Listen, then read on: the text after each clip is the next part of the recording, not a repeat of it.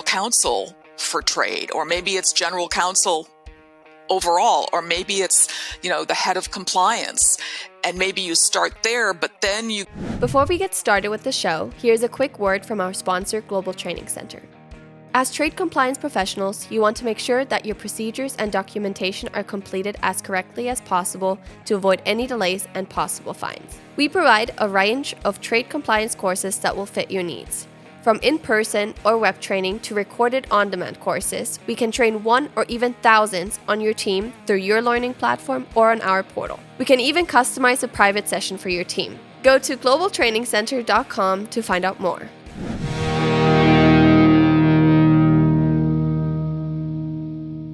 Hey, Andy. So we're back. We're going to have a guest on this show that we both have known forever, and really looking forward to this. But I guess I just noticed my camera, and I did the the biggest mistake in video, and not to wear these kind of shirts that kind of like fizzle you out in front of. but anyway, it looks so funny from here. I just noticed that we both got the blue memo, I think, too. Yeah. So. But anyway, yeah. So people will know when they see this on YouTube. But anyway, so how are you doing, Andy? Hey, I'm doing fine. Actually, it's that time of year where it's the Earth's axis is changing, so that means seasons are changing. We're going to be springing forward when we're recording this. It's so when we publish it, it's probably going to be all past. But we're about to lose an hour's sleep. But then Congress is trying to push something through to make the daylight savings time permanent. And go from there. But hey, listen, I'm excited. I have been really, really busy with a lot of things that I've been working on with the workforce development efforts here in the Mid-South. Saying that, I got to tell you, I'm excited as far as what we're talking about today, because, talk about workforce development. The other scenario there is career development for somebody. And Lalo, you and I have talked, and we've had some shows on this, getting a seat at the board, keeping a seat at the board, for a logistics, compliance, transportation, all those kinds of different positions, especially compliance. But as we're looking at it, trying to make our jobs a bit more effective, we've been focused a lot on maybe reacting a little bit to situations and keeping your upper management informed, how to do it, the best way to go about it, be short and sweet and concise. But we're going to take a little different twist today, I think, is that we're going to be looking at how you can take your compliance career and make it more of a strategic one, I think, as we get into this. Now, saying that, me, I'm like, you almost have to draw pictures for me. I'm dumb as a box of rocks. So I'm looking forward to talking with our guest today. I agree. So you want to introduce Leslie, or you want me to? I sure do. Well, I'll introduce the part that I know, and I know you've known her in other roles, but I've known Leslie. I was introduced to Leslie very similarly to George Tuttle and Beth Pride, where they were both part of the OWIT in Northern California. So up in the Silicon Valley, she was president at the time, and kind of invited our team here at Global Training Center to be part of that group. And we've been part of that since then. But she introduced us to her company at the time, which was Boomerang Carnets. And since that time, she's become an independent investor, or in how can I say this? She'll correct me, I know, but in trade related businesses where she helps companies or can help companies. But I don't know, Andy, maybe you have more also insight on that. Well, Leslie and I, yes, definitely. We've known each other for many years. And I will say that, yeah, we've been up and down through a lot of different issues on things, and worked mutually on some issues. And, she actually left Boomerang at the time. I happened to follow her. and saw how expansive her reach was within the company and her knowledge and things. And it made my job a little easier in some transitions, I'll say, on some issues there. But all said and done, Leslie's one of these that is a lot of folks know, and has got a great network, great person to be around, has a lot of knowledge. So with that, folks, welcome Leslie August to Simply Trade. Thank you for joining us, Leslie. We appreciate you coming on board here. Hey, thank you both so much. It is really nice to be on this podcast with both of you who I've known for so long and have so much respect for.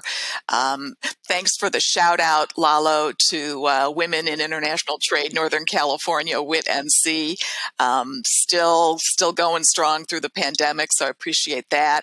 And also for Global Trading Center support of WIT NC and involvement there as a sponsor. That's very much appreciated.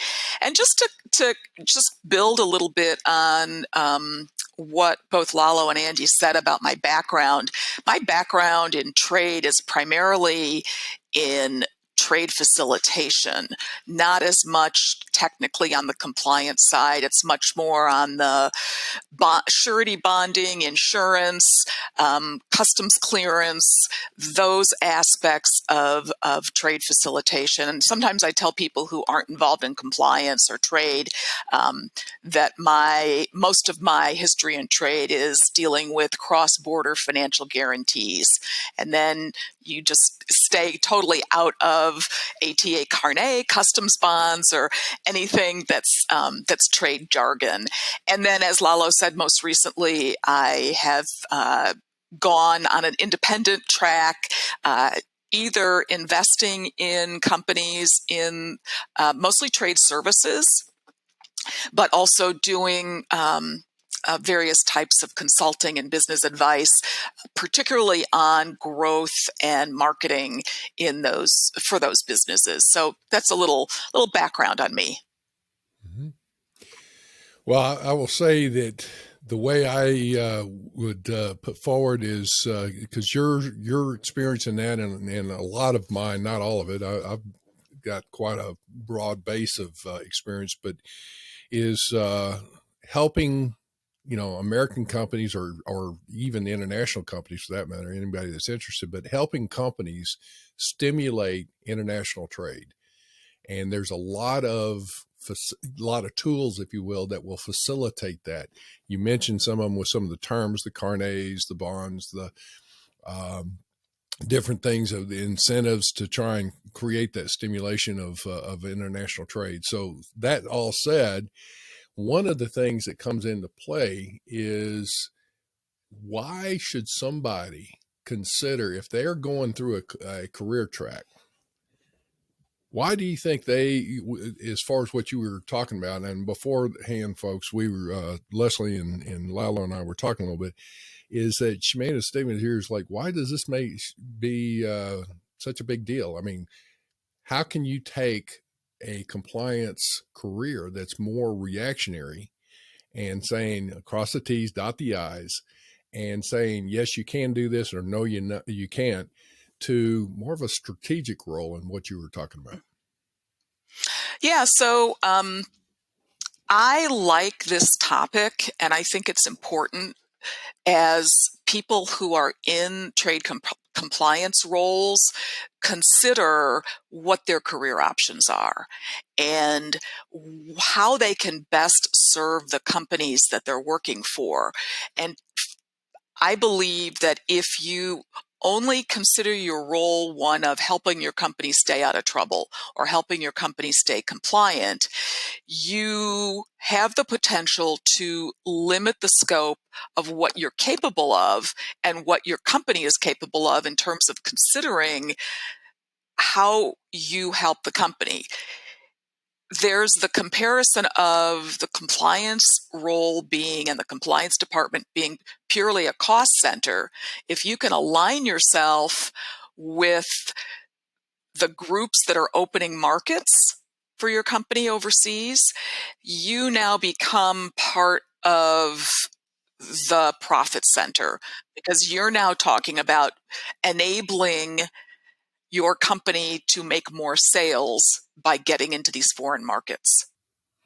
Well, with that, and again, for especially if you're new to this, if you're talking about cost centers and profit centers, cost center is obviously a cost of doing business. So what you're just saying is moving from a cost center being a cost of doing business type function to now moving into, let's compare it to, for example, marketing. Marketing is going to look at, and somebody will say in the company, let's say, I have a widget. I want to sell this widget in, let's say, India. We'll just pick a country right now.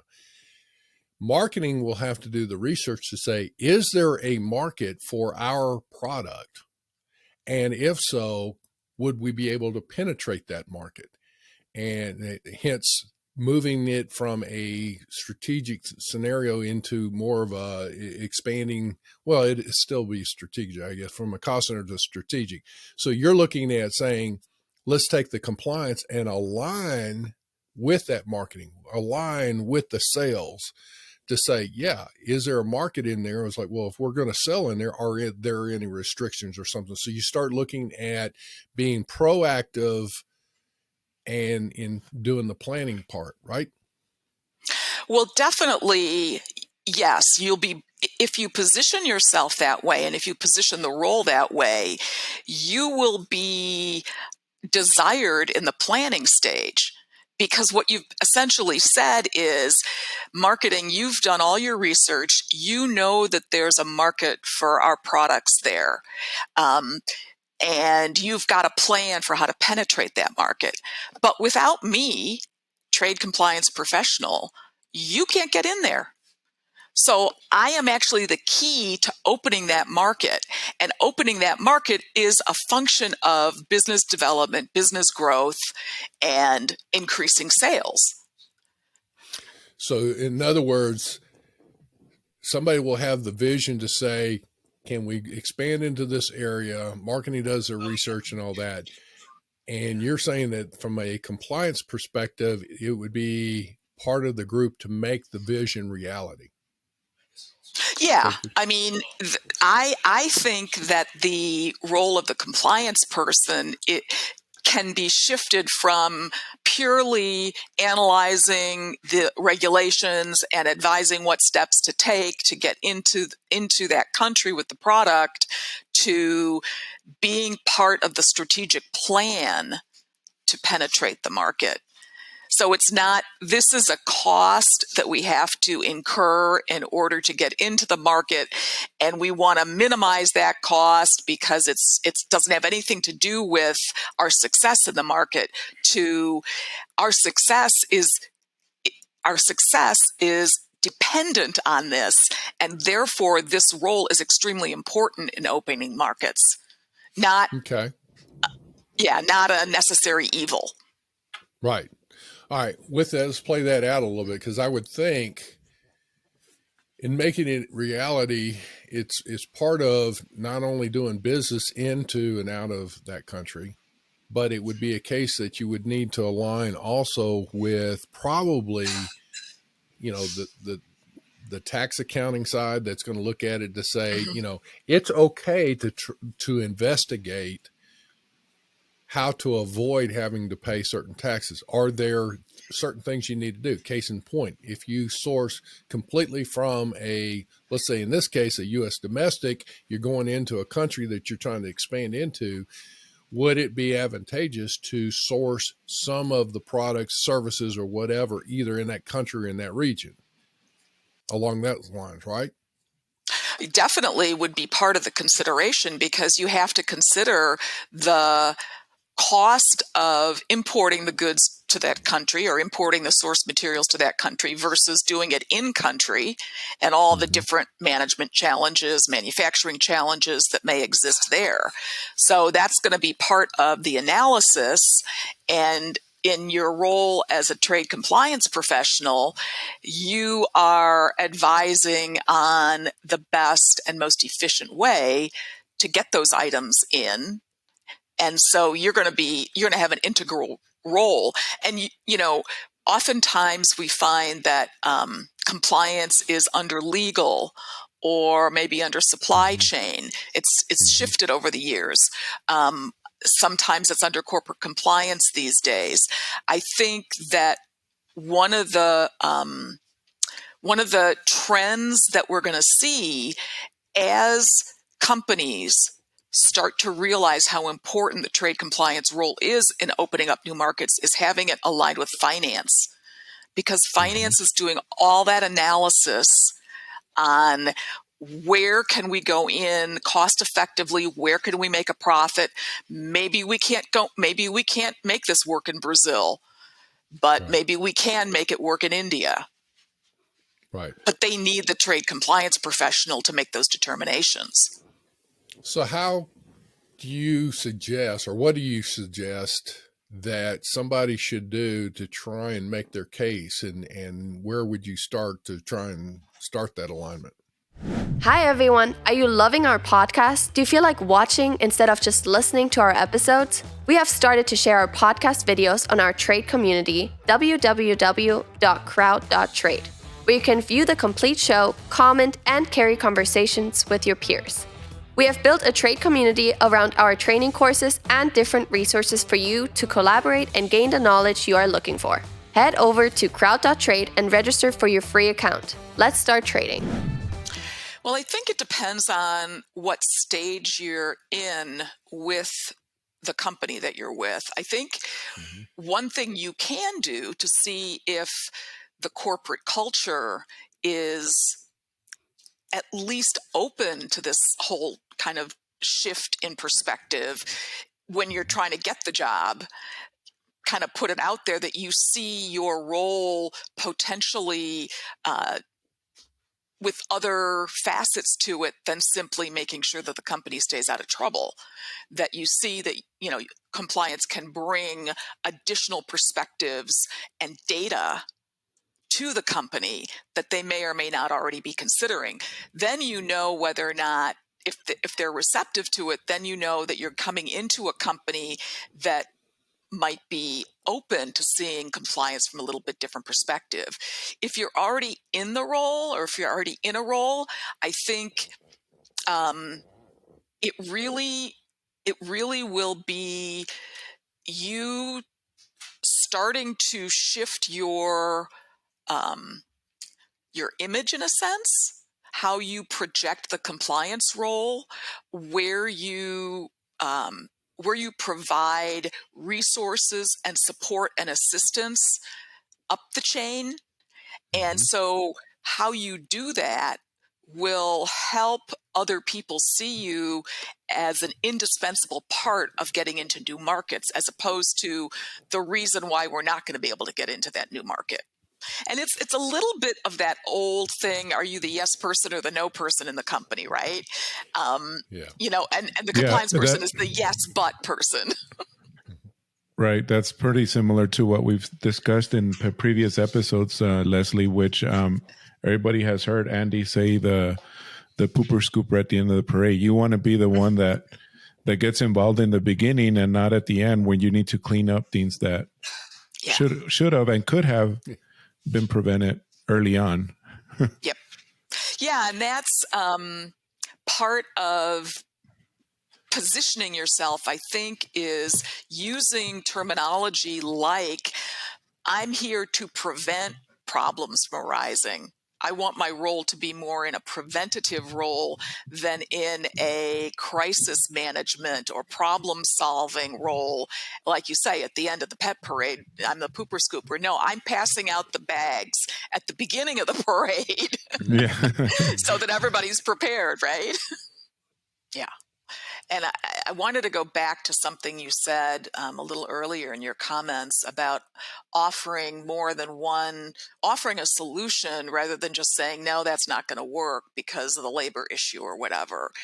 I really think that one of the ways you position yourself to be in a more highly respected role is to offer multiple possible solutions.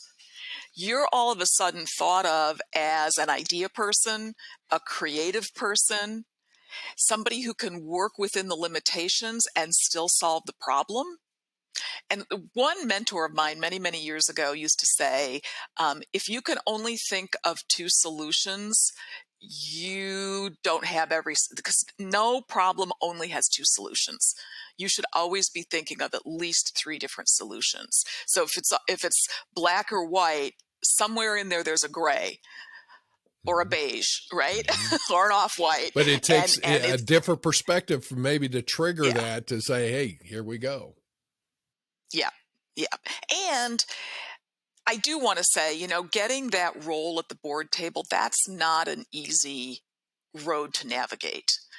In most situations, but I do think as a compliance professional, you're going to have an easier time of it if you can engineer your role as opening global markets rather than compliance and regulation.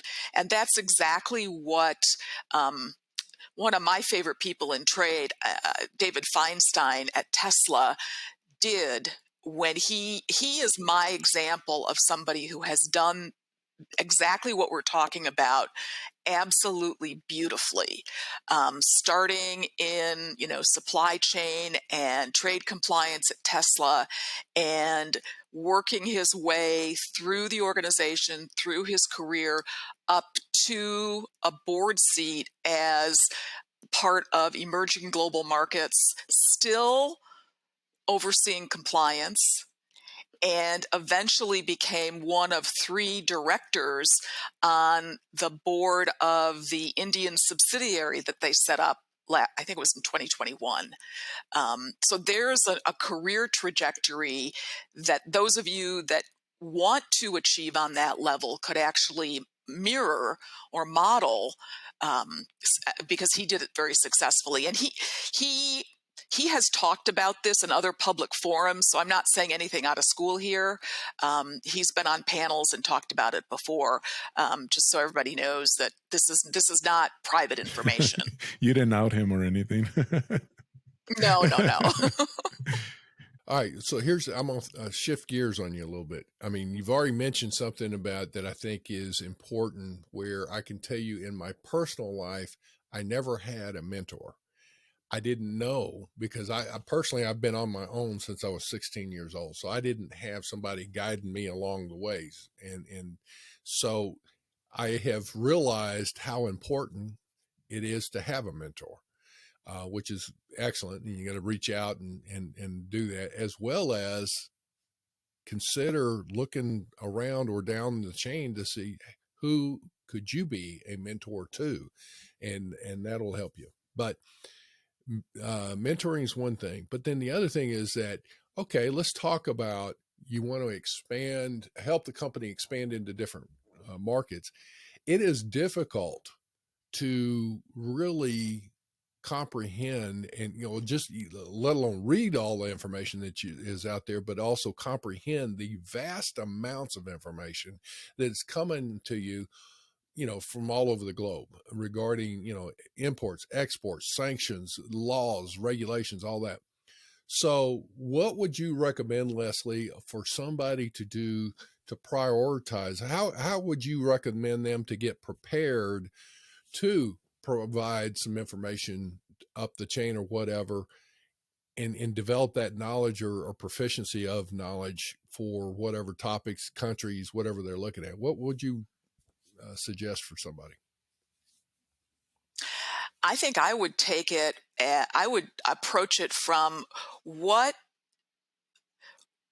is the company currently looking to expand? And it may not be simply we're going to go into another country. It may be even we're going to introduce a new product into an existing country that we're in. Right? We're already in Turkey, but we want to bring another product there that we haven't brought there before. But find those opportunities and then educate yourself very specifically on that situation. So you don't have to learn everything. You don't have to learn, there's probably, 90% of the countries in the world that your company is never going to go into.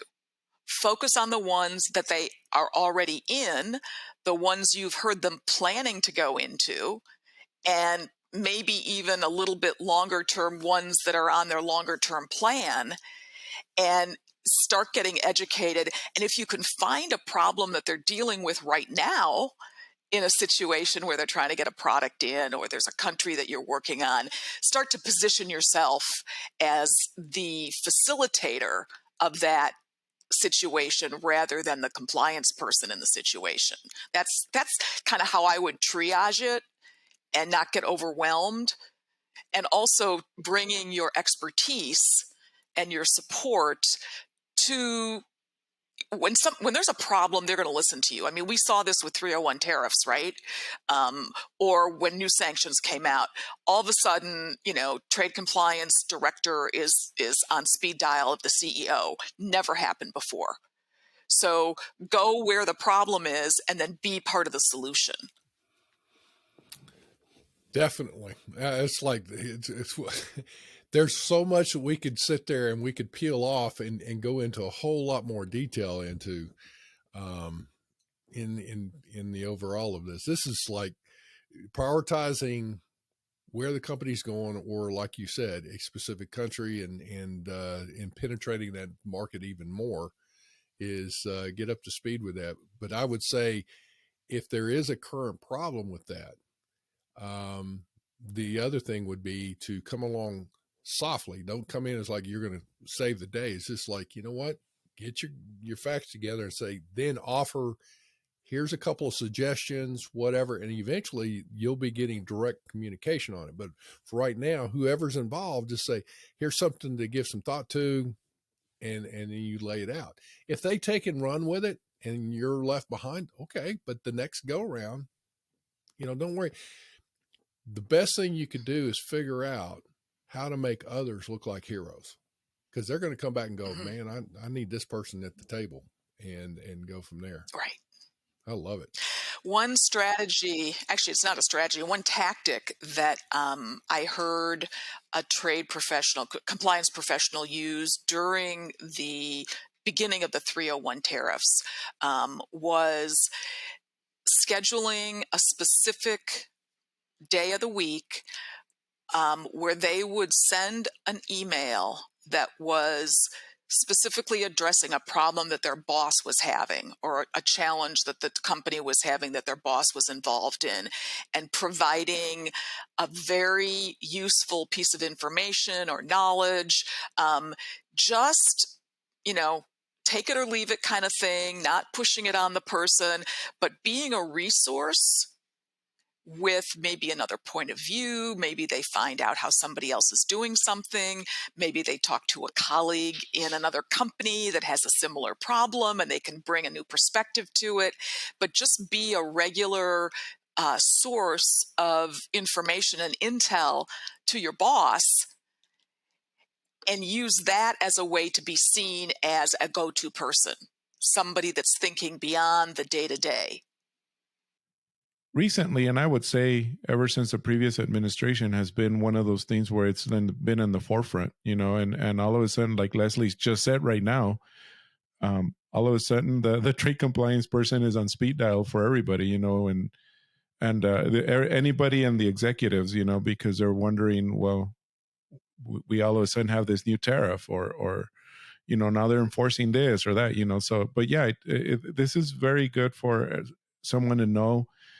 But a different angle, right, Andy? Because we've talked before about getting that seat in the table, but now we're talking about, Leslie made a very good point, is how she's talking about how to, I don't want to say take advantage of it and make it, but at the same time, use that to your advantage to work your way up to that executive table and be a director, So I like how the direction we took on this show. Okay. All said and done, I guess we need to bring it to a close. So, Leslie, what an absolute pleasure it has been to talk with you today. I thank you so much for joining us on Simply Trade. Thanks so much. My pleasure. I love the topic. I love talking about opportunities and how people can grow and develop, and the changing face of trade compliance as the role develops within the corporate world. So thank you guys for bringing it as a topic today. I appreciate that. Oh, well, what a pleasure. And for our listeners, listen, one of the things is we're going to have Leslie's contact information on our show notes.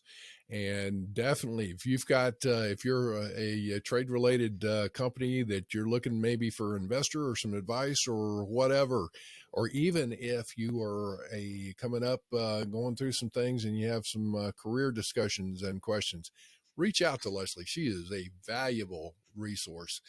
And if she doesn't know somebody directly to deal with it, she can probably find somebody for you to refer you to if she can't handle it herself. So by the time this airs, we would have already come back from ICPA and had the networking that we just talked about. But I just want to remind everyone to, for all our new listeners that we might have picked up there at ICPA, is to follow us, subscribe to our channel, and comment, and rate us. We're so lucky right now. We have more than one rating on Apple Podcasts, even though we're such a small podcast right now. But we still have 5 stars, so that's pretty good. But I do want to see, if someone doesn't like what we're saying, it'd be nice to know, just so that we can change it or see why, and include content that they may be looking for. So we'd be more than glad to do that, but we don't know if you don't comment. Well, especially if you like what we're doing, we're going to keep on. We need to hear that too. So with all of that, I guess we bid everybody have a great day. Thank you very much for joining us. Simply Trade is brought to you by the generous contributions of Global Training Center. You can follow the show and GTC on LinkedIn or Twitter and other social networks. Make sure you check out the show notes in the description for a full rundown of today's show with all the important links. Also, make sure that you share this with a friend and subscribe on your favorite streaming platform. We really like hearing from you. If you enjoyed the show, make sure to rate and review wherever you listen to this podcast. If you or someone you know would like to be a guest in the show or would like to sponsor Simply Trade or suggest any topic you would like for us to discuss, please contact us via email at simplytrade@globaltrainingcenter.com, or you can DM us on Twitter at simplytradepod. Thank you again for the privilege of your time. Happy trading. Simply Trade is not a law firm or an advisor. The topics and discussions conducted by Simply Trade hosts and guests should not be considered and is not intended to substitute legal advice. You should seek appropriate counsel for your own situations. These conversations and information are directed towards listeners in the United States for informational, educational, and entertainment purposes only and should not be substituted for legal advice. No listener or viewer of this podcast should act or refrain from acting on the basis of information on this podcast without first seeking legal advice from counsel. Information on this podcast may not be up to date depending on the time of publishing and the time of viewership. The content of this posting is provided as is. No representations are made that the content is error-free. The views expressed in or through this podcast are those of the individual speakers, not those of their respective employers or Global Training Center as a whole. All liability with respect to actions taken or not taken based on the contents of this podcast are hereby expressly disclaimed.